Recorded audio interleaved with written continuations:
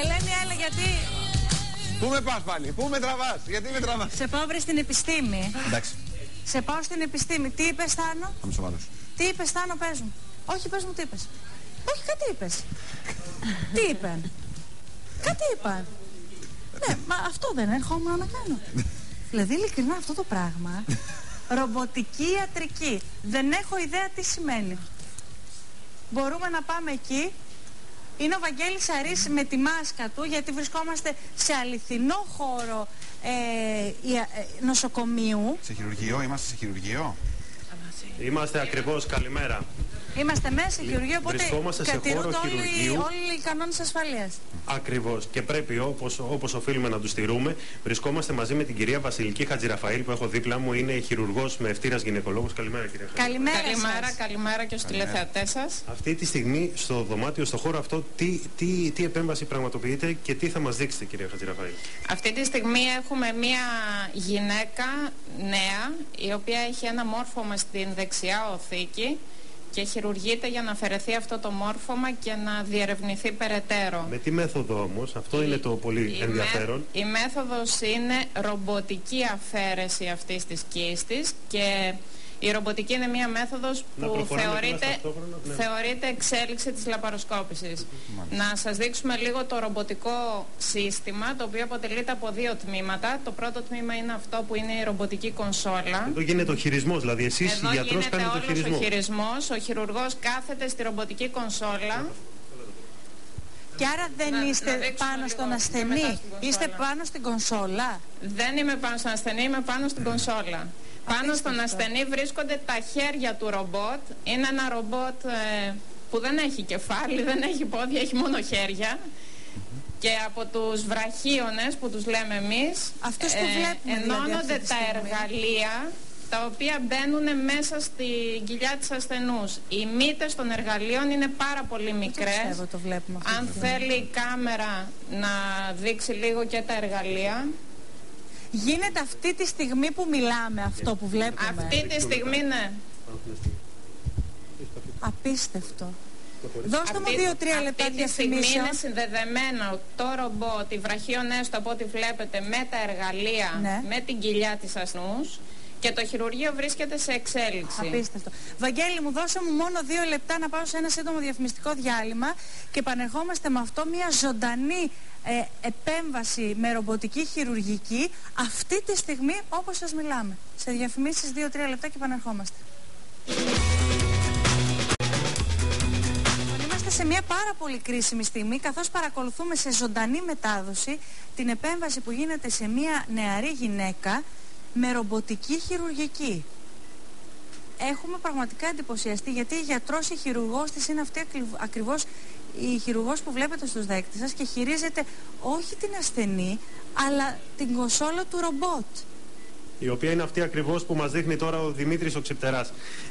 Για πείτε μας λοιπόν, κυρία Χατζηραφαήλ, ποια είναι η διαδικασία?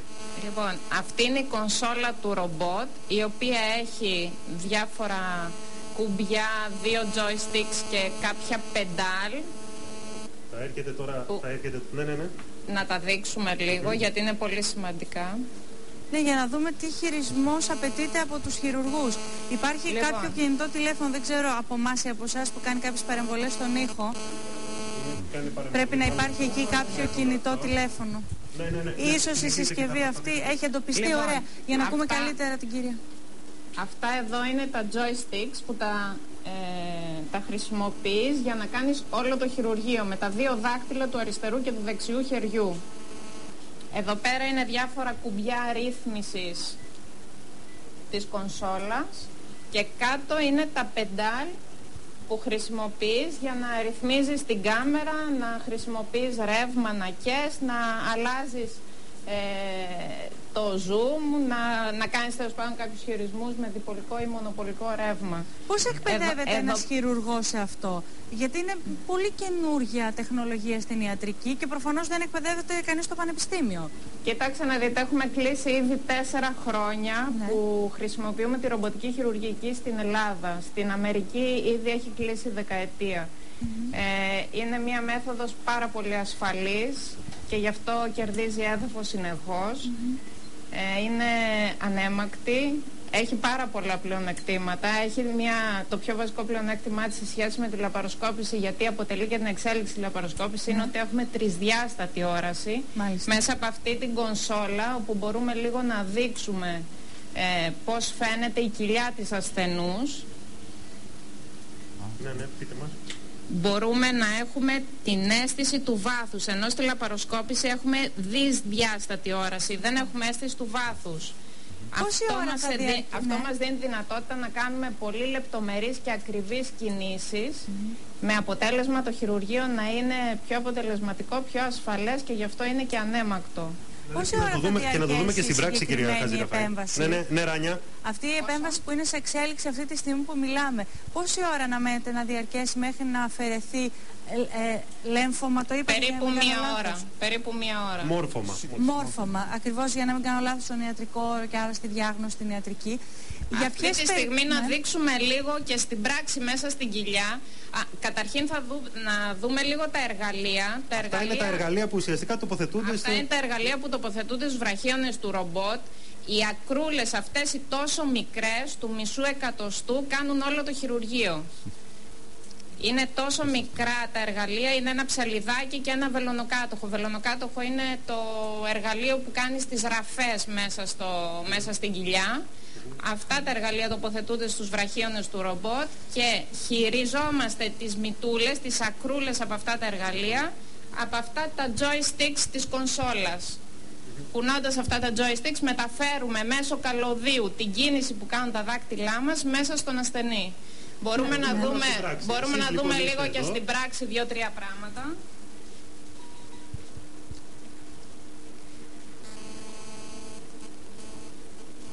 Αυτή εδώ κάτω η μήτρα της ασθενούς, το κόκκινο κάτω. Απίστευτο. Εδώ πέρα κυοφορεί μια γυναίκα. Εμφυτεύεται ένα έμβριο και αυτή η μήτρα μεγαλώνει και καταλαμβάνει μια κοιλιά όταν είναι έγκυος η γυναίκα. Κάτω εδώ πέρα έχουμε το έντερο, είναι το ορθό. Στο δεξί μας χέρι αυτό που είναι πιο άσπρο, ναι, αυτό εδώ πέρα είναι το μόρφωμα στην οθήκη που πρέπει να αφαιρεθεί. Γιατί αν δεν αφαιρεθεί, τι είναι προβληματικό δηλαδή σε αυτή την περίπτωση? Κοιτάξτε να δείτε, αφαιρείς το συγκεκριμένο μόρφωμα κάτω από συγκεκριμένες προϋποθέσεις. Για παράδειγμα, εδώ πέρα πρέπει να αφαιρεθεί για να αποκλειστεί η πιθανότητα κακοήθειας. Είναι μια γυναίκα που έχει ένα κυστικό μόρφωμα περίπου 4 χρόνια. Όταν επιμένει ένα κυστικό μόρφωμα πρέπει πάντα να σκέφτεσαι και την πιθανότητα κακοήθειας. Μάλιστα. Και το χειρουργείο γίνεται βασικά για αυτό το λόγο. Επίσης, μια κίστη γενικά στην οθήκη, ανάλογα με τη σύστασή της, μπορεί ακόμα και να προκαλεί υπογονιμότητα στην ασθενή. Γιατρέ, να ρωτήσω κάτι, η ρομποτική χειρουργική σε ποιες περιπτώσεις ενδείκνυται και σε περιπτώσεις όγκων, ας πούμε, ότι αν έχουμε μια κακοήθεια μπορεί και εκεί να γίνει αυτή η επέμβαση ανέμακτα με τη ρομποτική χειρουργική, ή σε ποιες άλλες περιπτώσεις? Όχι, χρησιμοποιείται σε εινομιώματα, σε όλη. Αυτή είναι μια σάλπιγγα, λίγο για να δείξουμε, να τελειώσουμε την ανατομία. Είναι η αριστερή σάλπιγγα της ασθενούς μαζί με την οθήκη από κάτω, είναι μια φυσιολογική σάλπιγγα. Στην οθήκη παράγονται τα οθυλάκια που τα παίρνει η σάλπιγγα και μέσω της σάλπιγγας κατεβαίνουν με αυτή την πορεία και μπαίνουν μέσα στη μήτρα και εμφυτεύονται μαζί γονιμοποιημένα όταν είναι, για να δώσουν ένα κύμα. Που όλα είναι φυσιολογικά στη συγκεκριμένη ασθενή όπως δείχνουν. Τα άλλα είναι φυσιολογικά. Πολλές φορές έχουμε μεγάλα εινομιώματα στη μήτρα που την παραμορφώνουν και ενοχλούν την εγκυμοσύνη ή προκαλούν αιμορραγίες, και τα εινομιώματα αφαιρούνται ρομποτικά, ακόμη και σε πολύ μεγάλα μεγέθη. Επίσης η ενδομητρίωση, που είναι μια πάθηση αρκετά σοβαρή που αφορά πολύ νέες γυναίκες και έχει να κάνει με υπογονιμότητα. Είναι αιστείες, καλοήθεις αιστείες του ενδομητρίου, οι οποίες εμφυτεύονται μέσα στην κοιλιά και προκαλούν μεγάλη υπογονιμότητα. Οι γυναίκες αυτές είναι υπογόνιμες μέχρι και 80% και καθαρίζοντας όλες αυτές τις αιστείες με αυτή την ακριβή μέθοδο μπορούμε να αυξάνουμε τη γονιμότητα γενικότερα στο 55 και 60%. Να ρωτήσω τώρα. Επίσης, τους καρκίνους της μήτρας και του τραχύλου μαζί με λεμφαδενικό καθαρισμό μπορούμε να τους σε αυτούς μπορούμε να εφαρμόσουμε τη ρομποτική χειρουργική. Όπως και σε ουρογυναικολογικά χειρουργία, σε γυναίκες που έχουν πρόπτωση μήτρας, πρόπτωση κόλπου, ακράτεια ούρων, δυσκολιότητες μεγάλες που οφείλονται σε προβλήματα του κόλπου μετά από το κετούς συνήθως. Μάλιστα.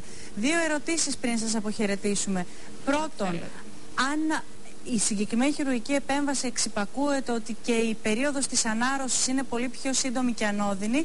Και αύριο δεύτερον, η γυναίκα θα έχει φύγει από το νοσοκομείο. Ενώ σε αντίθετη περίπτωση, ακόμα και σε 8 ώρα χειρουργία, την επόμενη μέρα φεύγει από το νοσοκομείο, τη μεθεπόμενη ή μετά από 3 μέρες το αργότερο γυρνάει στη δουλειά της και στην καθημερινότητά της. Ενώ γιατρέ με μια συμβατική επέμβαση αυτή η μέθοδος, γιατί δεν έχει τομές.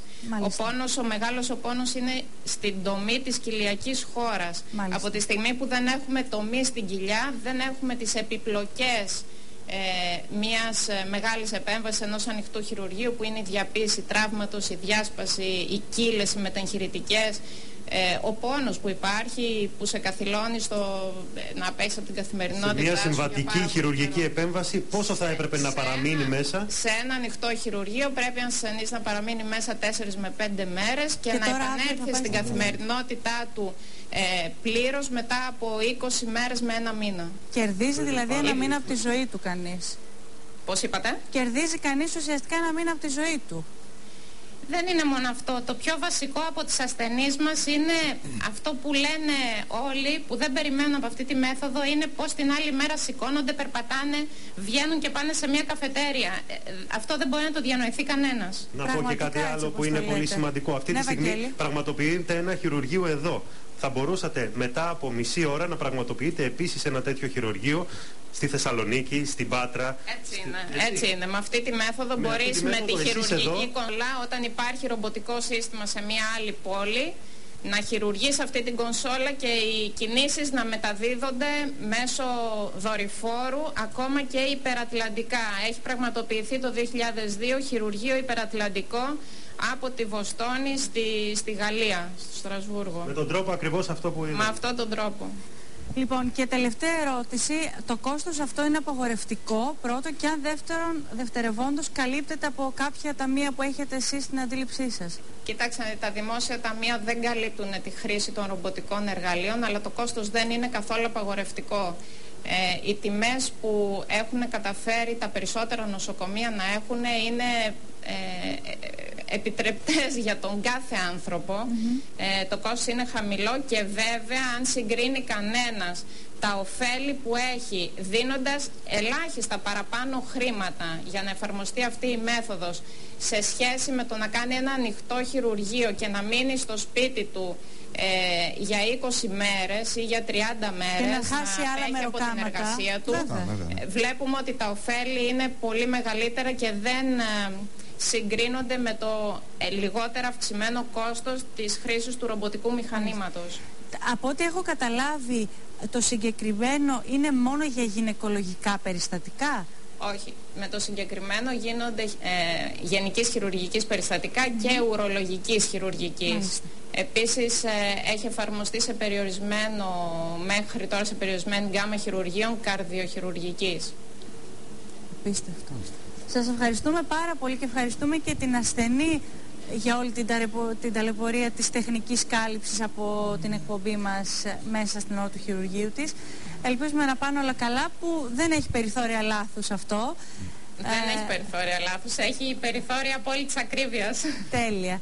Άρα είναι καλά. Περαστικά της ούτως ή άλλως το τυπικό, αλλά είναι όλα καλά και ο κόσμος πρέπει να γνωρίζει ότι υπάρχει πάντα εναλλακτική μέθοδος. Δεν χρειάζεται το ανοιχτό χειρουργείο. Σαφώς υπάρχουν περιπτώσεις που χρειάζεται απαραίτητα ένα ανοιχτό χειρουργείο, αλλά στην πλειονότητα των περιπτώσεων μπορεί ένα ρομποτικό χειρουργείο, ένα τόσο εύκολο χειρουργείο, να καλύψει πάνω από το 80% των παθήσεων των γυναικολογικών. Πάρα πολύ σημαντικό. Σας ευχαριστούμε πολύ, γιατρέ, για το χρόνο και τις πολύτιμες πληροφορίες. Να είστε καλά, Βαγγέλα.